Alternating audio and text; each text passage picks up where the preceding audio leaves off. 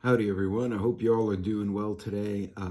For those of you who haven't been here before, this is the Roaming Prepper channel. I'm your host, Pete. If you can tell by the title of the premiere that's going on today is What Are We Witnessing? And I had to go back, looking at the current events, I had to go back and look at some historical events in order for me to really appreciate what we're witnessing right now. Because I hate to say it because it sounds fear-mongery, but we're on this kind of a precipice of, if we make the wrong mistakes, and when I say we, society as a whole, or leaders, things could go very wrong. They could also get much better. But I want to kind of give some context to where we are right now. So I'll be right back. And let's talk a little bit about what the world's doing at this moment and where I think it's going to go.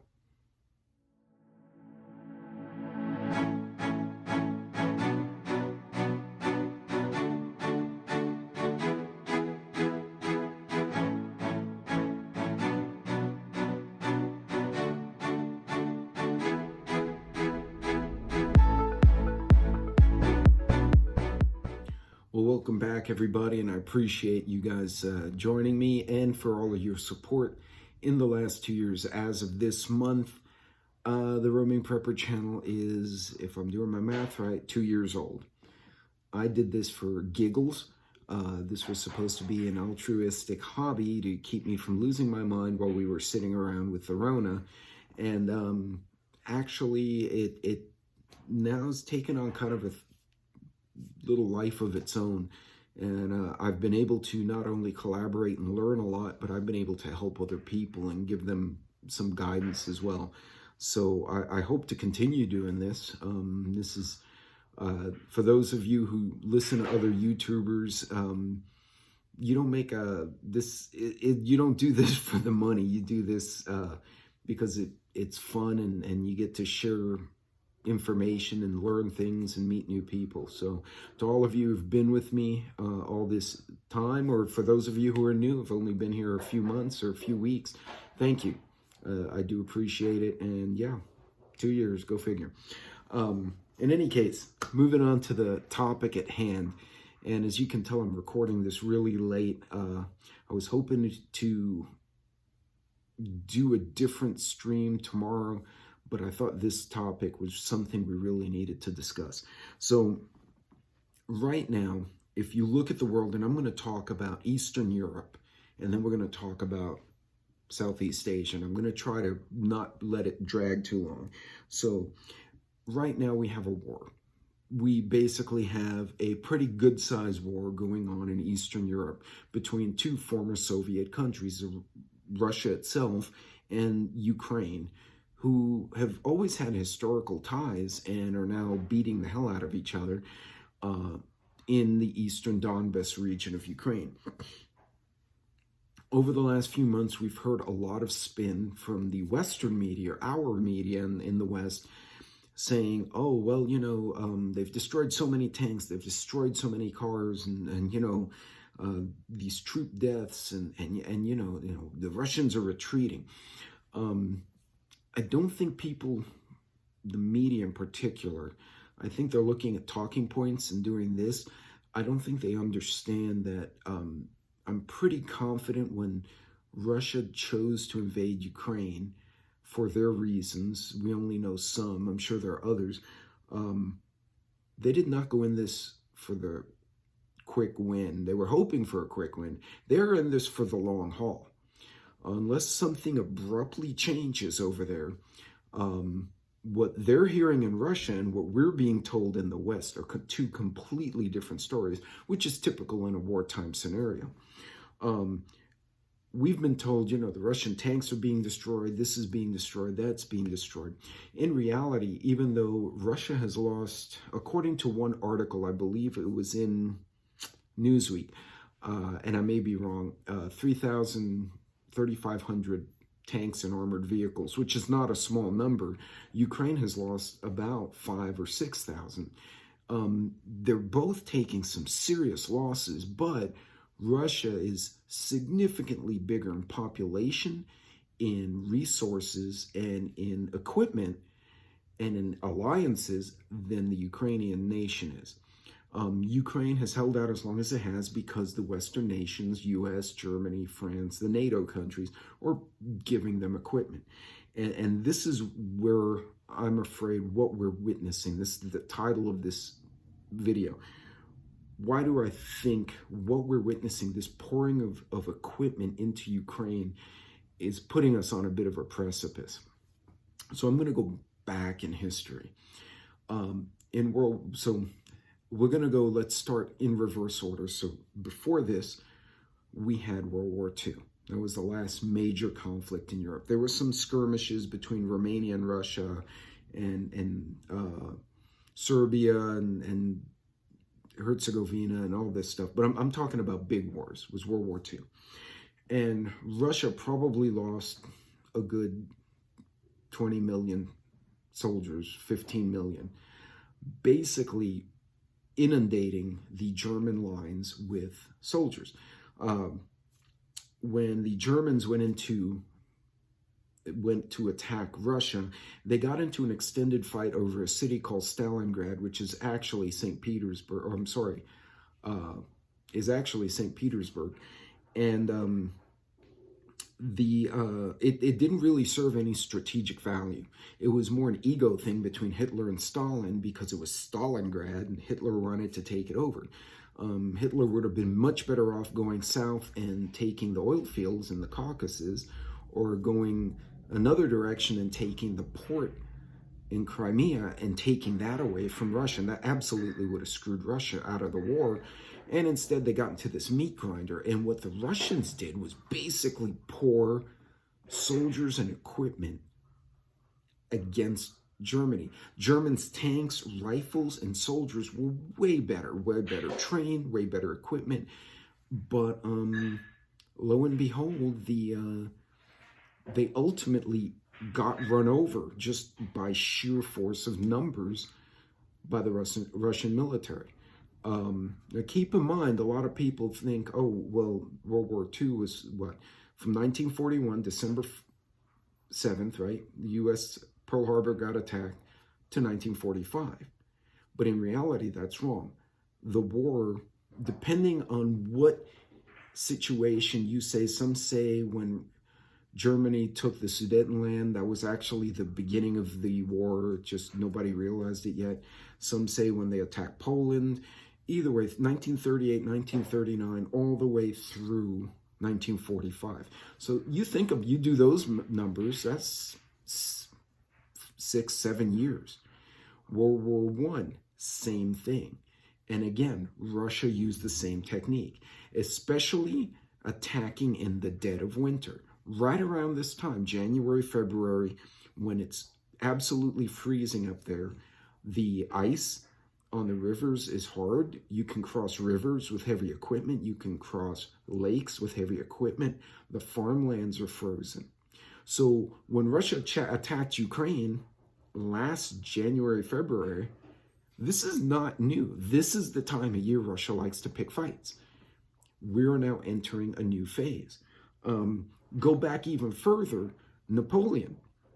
Napoleon got his butt beat doing the exact same thing that the Germans did. He tried to attack them, got bogged down during the winter, and the Russians counterattacked in mass during the winter. I'm going to go back even further to a war a lot of us aren't familiar with, the Great Northern War, which was the Kingdom of Sweden. At one point, Sweden became a very powerful country, or empire, if you will, and this was between 1700 and 1721. And during that time, Sweden and Russia duked it out. That war lasted 21 years. And it was won in battles during January, February, March. What I'm pointing out is what we're witnessing. Russia made a declaration that they were going to do a big draft about June of last year. It's been 6 months since Russia has recruited God knows how many hundreds of thousands of soldiers, right? Everyone said, oh, the Russian army is getting defeated. No, what Putin was hoping for was a quick attack on Kiev, take some key cities, get rid of Zelensky or whatever leaders were there. Done. It didn't happen. So what did the Russians do? They didn't necessarily get beaten back, although they have taken heavy losses. They backed away. They consolidated in an area they know they can hold, and they're waiting. It's been 6 months since that draft was declared. Anyone who's been in the military knows basic training's 8 to 10 weeks, advanced infantry, or AIT, they used to call it advanced infantry. Now it's the school for 11 Bravos. Either way, your advanced school, A school, whatever you want to call it, depending on your branch, is 2 to 3 months. More than enough time to train 2 or 3 waves of Russian soldiers. What do I think is going to happen? I think we're going to see a major escalation of the war. And that's why, this is why now all of a sudden, after a year of no, we don't want to send heavy equipment, we don't want to send this, we don't want to send that. HIMARS showed up in November. Now we're sending Bradley fighting vehicles. And now Germany and the US are sending Leopard and M1 Abrams tanks. We started sending heavier and heavier and heavier equipment, but we waited until the winter to do it. Why? Because I think our leaders have realized, holy cow, Russia's building up. And that's interesting and that's concerning, because who's to say if Russia does get momentum, they're not going to say, you know what, we want to connect to Kaliningrad and go through Estonia, Latvia, and Lithuania, which are 3 NATO nations. Then what? Do we not defend those 3 small countries to prevent a greater global war? It puts the NATO alliance in a very weird position. They come to help those 3 countries, things can escalate, and we all know where that could wind up. Or they don't, they choose to negotiate away, but then it defuses NATO. So remains to be seen. I'm hoping it doesn't get to that point, but that's something that concerns me, is once they start going, who's to say they're going to stop? They might take advantage of the momentum if they can get the momentum. Okay, I'm making a lot of speculation here, but there's a reason now the HIMARS, the Bradleys, the Leopard tanks are all being sent in. Is because I bet you anything, somebody in the think tanks in the Pentagon and in Europe are thinking, now's the time Russia likes to pick fights.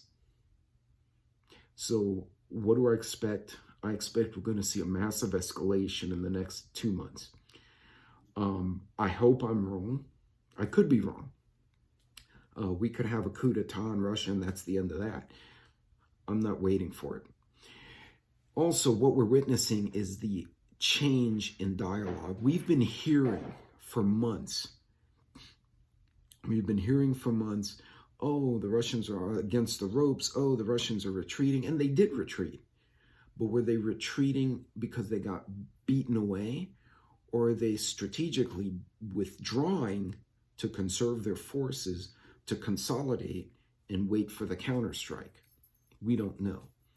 But all I can tell you is, while we're hearing how terrible Russia's doing, Russia's media, and I believe Prepper Now, there were several channels that covered this, but Russia's news media is actually doing the opposite. They're telling the people, be prepared for shortages. Be prepared to have to endure a long winter and spring. Be prepared to sacrifice. They're setting the tone with their people as if they're going to be in a long, drawn-out situation. And I would encourage all of you to look for those video clips online.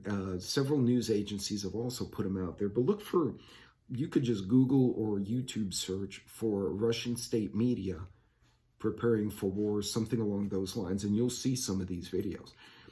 So Russia is preparing its people. At the same time, all this is going on in Europe.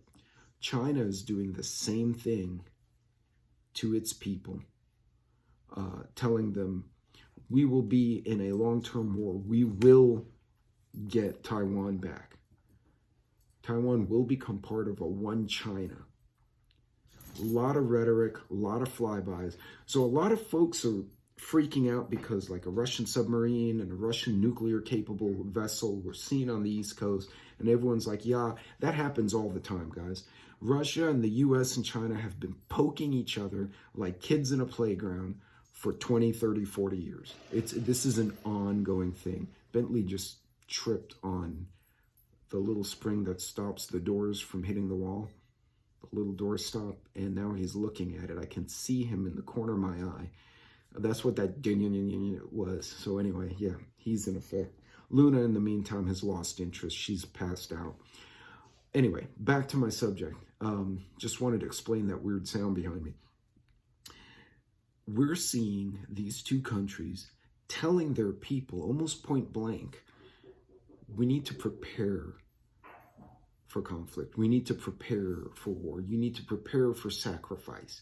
They're setting the tone in their nation.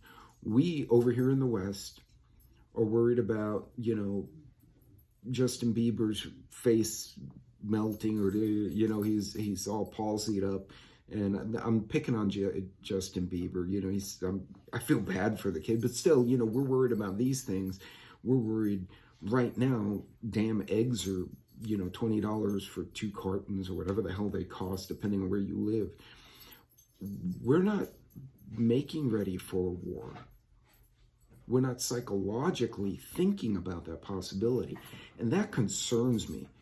The last time I was in Amsterdam, I actually found a little bar and I was having a drink with some locals. The guy who happened to be a NATO soldier, the owner, the old man, who had served with our guys in Desert Storm. He was way older than me, and he was an older sergeant at the time. And I was talking to him, and a bunch of young locals walked in. And I say young, they were like 20-something, right? Really young. And we all start chit-chatting, and they were scared of Putin. This was back in 2015, 2016. They were scared of Russia. In the Netherlands, they're nowhere near Russia. They were scared of them. They said, we're really afraid they'll sneak around the German defenses and come and beat us up. My friends from Finland, same thing. I have friends in Sweden, same thing. That concerns me. I think we're very detached in the US and Canada. We're arguing amongst ourselves about stupid politics and whether what person should use what bathroom. And we're freaking out over, a nuclear-capable vessel off our coast, when in reality, we could very easily watch Russia steamroll across part of Europe before we realize what's going on. So I think there's something to all this timing. There's something to the rhetoric. It's not even the rhetoric. It's almost like they're prepping them straight up. They're not even spinning it. They're just saying, we are probably going to be in for a long war. We are going to have to sacrifice. We're going to have shortages. They're just telling them. And our government's like, no, inflation's great. Everything's great. There is no shortage. I just don't I feel like things are more serious than we're being led to believe in the West. And my friends in Europe and sources, media sources, if you start watching over there, what they're saying, it's very different than what we're hearing over here. And that concerns me. There seems to be this disconnect. But you look at the timing of the HIMARS, of the Bradleys, of the other equipment now showing up. Zelensky's visit to Congress happened in November. Do you know why? He figured it would take about a month and change for Congress to move and get stuff rolling before the winter hit and Russia came roaring back through the battlefield. Everything here, look, think about the timing. Zelensky shows up, HIMARS, Bradleys, now big tanks. Artillery was just before that.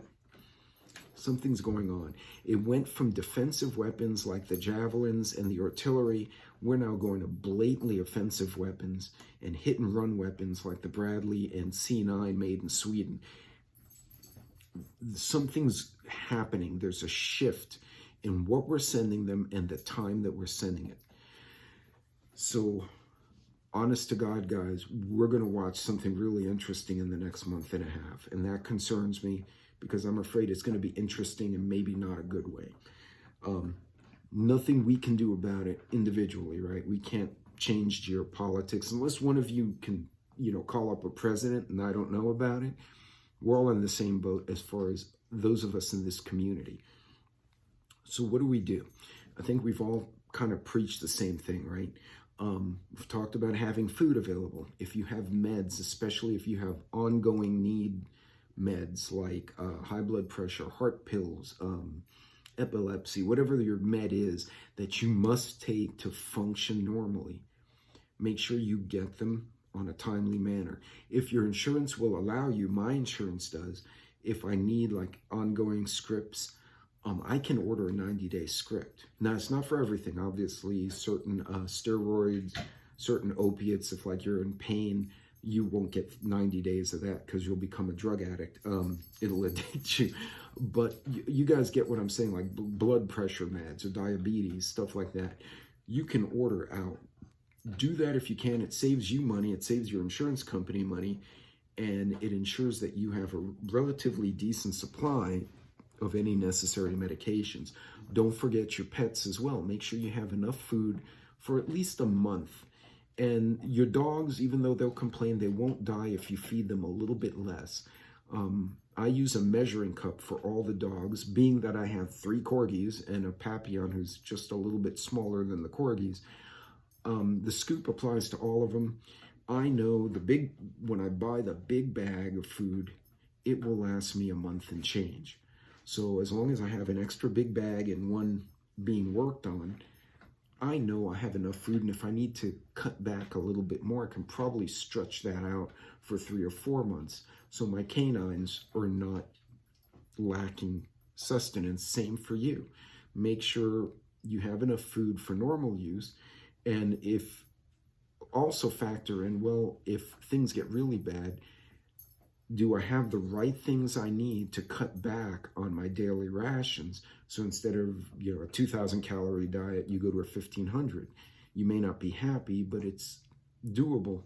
It's good enough to make you get through whatever it is we're going through. Make sure you have your meds. Make sure you have your other equipment, your first aid gear, camping gear.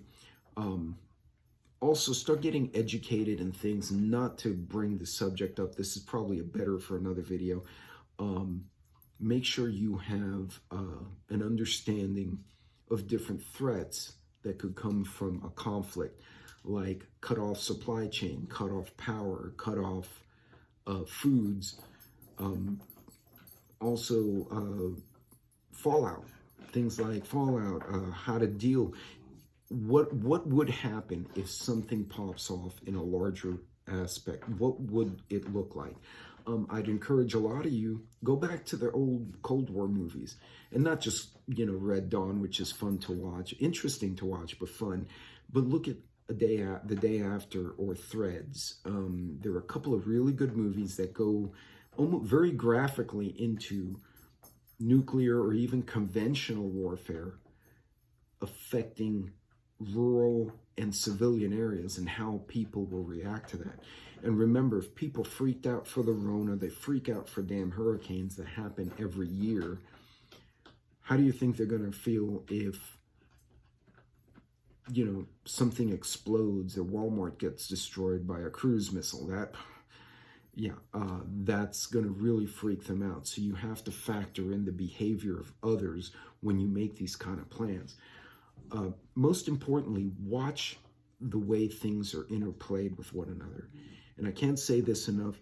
You look historically, I just mentioned 3 or 4 wars going back to the 1700s. So I went back like 200 and something years. And every time the Russians pick a fight, historically, it's around this time of year. And they're in it for the long haul. 5, 6, 7 years. Hell, the Great Northern War, as I said, 21 years. This is not going to go away anytime soon unless something really surprising happens. but it doesn't mean you should panic. Instead, if things pop off, if they get ugly, what should you have in place so that you and yours will be ready to deal with whatever's going to happen, and maybe even help a neighbor out if you can. So folks, I just want to point this out because, and it's not, again, to be fear-mongering. Everyone got worried about the submarine and the boat on the East Coast. I thought that was bullshit. They do that every year. They did it on the California coast. They just happen to get caught on the Atlantic, and everyone's like, submarines and nuclear vessels. And no, what scares me more is Russia very conceivably steamrolling half of Europe, and then things escalate from there. So hopefully I'm wrong. Hopefully this just becomes a war of attrition and then it gets negotiated away. But I also think there's a lot of greed and cover-ups being involved in some of the politics in Eastern Europe right now, both from the Russian, the Ukrainian, and the American side. But that's a video for another day. Talking about the tactics, the strategy, the battlefield, look at history, okay? I'm no tactician. I'm not a history major. I'm an engineer. But I do know how to look for patterns numerically. You can also look for patterns historically. And historically speaking, what should happen in the next 2 months will be an escalation. So make yourself aware of that and understand that can lead to shortages. That can lead to a lack of goods. So make sure you have what you need. The sooner the better. Try to stay in budget. Do not drive up debt. If you can do so, do not at all. If anything, go the other way with the debt, because again, the economy are going to suffer as a result of any escalation in this conflict. So guys, keep taking the steps, but watch the patterns. Watch what Russia is saying to their people, and then pay more attention to what we're hearing. And what are our priorities in the news right now versus what Russia's talking about? And I'll bet you're going to realize there's some kind of weird disconnect. It's almost like they're not telling us something. So I'm curious to see where it goes. And granted, I have my conspiracy theory hat on a little bit right now. Watch how this stuff plays out. In any case, guys, that's all I got for you this week. And you guys be good, be safe. More than likely, while you're watching this, I'll be packing up my bags because Sassy has a new pew, and she and I are going to hit the range, and we're going to get our training in. Don't forget training. You have gear and equipment and food. You still need a skill set to utilize that to the maximum potential. So don't forget that. We're going to be practicing what we preached when you guys are watching this video. So until next time, God bless, Godspeed. Watch the patterns. We're witnessing something. I just can't put my finger on it, but I don't think it's going to play out very nicely. I hope I'm wrong. Be good. Take care.